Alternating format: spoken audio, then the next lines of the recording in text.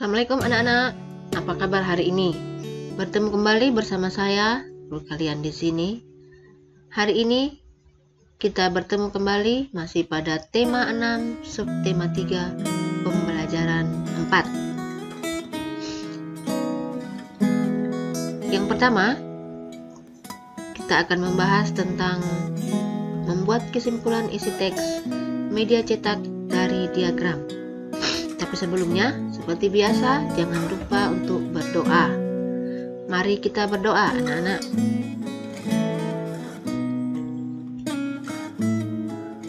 Berdoa selesai. Terima kasih. Ya, yang pertama, kita akan belajar tentang membuat kesimpulan isi teks media cetak dari diagram. Kemudian,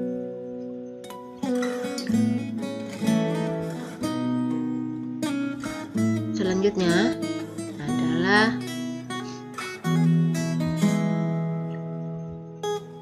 pembangunan ekonomi dan sosial budaya di Indonesia. Dan yang ketiga, kewajiban, tanggung jawab, dan hak warga masyarakat. Baik, kita mulai pada materi yang pertama tentang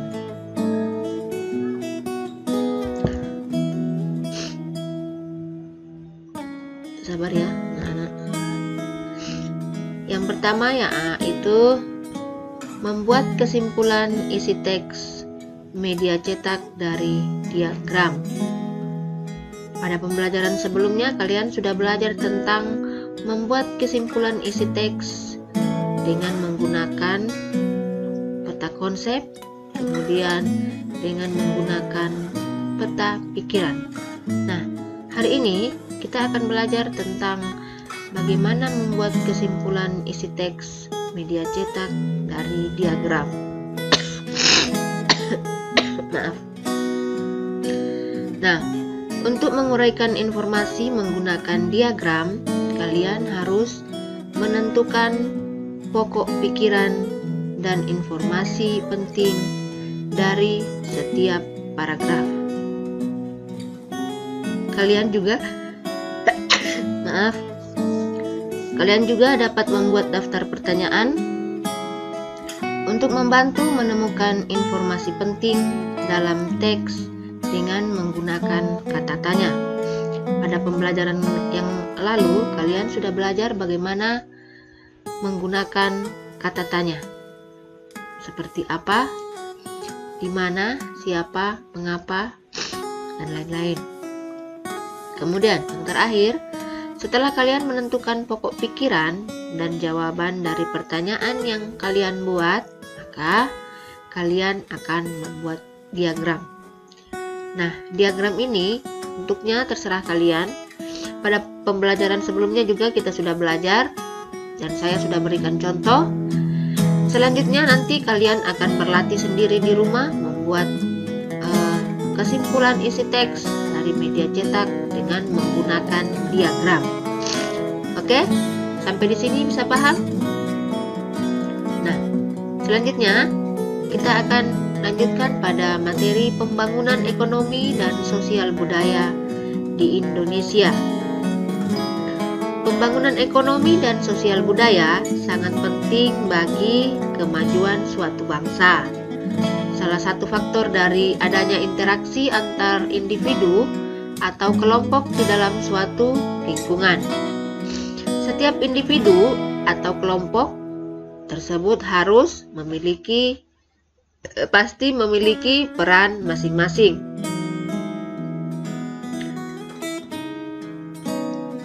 Nah, kemudian yang berikut, kewajiban, tanggung jawab, dan hak warga masyarakat. Pada pelajaran sebelumnya juga kalian sudah belajar tentang kewajiban, tanggung jawab, dan hak. Nah, hari ini kalian akan mempelajari beberapa contoh pelaksanaan kewajiban, tanggung jawab, dan hak dalam kehidupan sehari-hari. Nah, yang pertama, kita akan belajar tentang pelaksanaan kewajiban. Nah, kewajiban adalah segala sesuatu yang harus kita lakukan. Nah, yang harus kita lakukan seperti pada gambar, kita melihat anak-anak atau para siswa sedang membersihkan ruangan kelas. Nah, salah satu dari pelaksanaan kewajiban adalah menjaga kebersihan lingkungan sekitar. Dimanapun kita tinggal, dimanapun kita berada, kita harus selalu menjaga kebersihan lingkungan sekitar. Kemudian berikutnya, mematuhi aturan lalu lintas di jalan. Pada pelajaran sebelumnya juga kita sudah membahas tentang ini.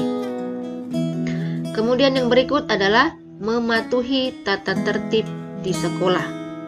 Seperti saat ini, meskipun kita tidak sekolahnya dari rumah, tetapi kalian harus tetap mematuhi tata tertib dari sekolah. Semua peraturan yang Ibu sampaikan di grup adalah aturan yang berasal dari sekolah, dan itu harus ditaati. Maaf. Kemudian selanjutnya,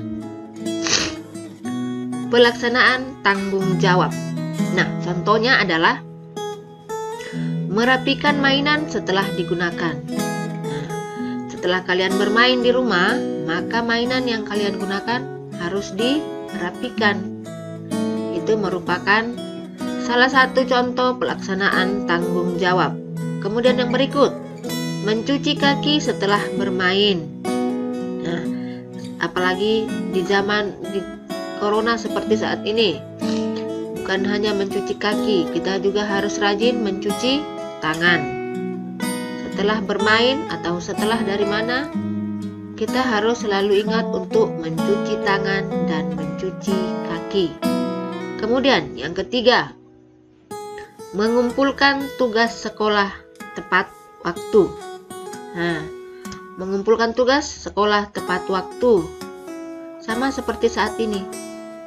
Tugas-tugas yang ibu guru berikan, kalian harus kumpulkan tepat waktu sesuai dengan tanggal dan waktu yang sudah ibu guru tentukan. Oke? Kemudian yang ketiga adalah pelaksanaan hak. Apa saja pelaksanaan hak itu? Nah, yang pertama adalah beribadah sesuai agama dengan tenang. Jadi, setiap manusia, setiap orang memiliki hak untuk beribadah sesuai agama dengan tenang.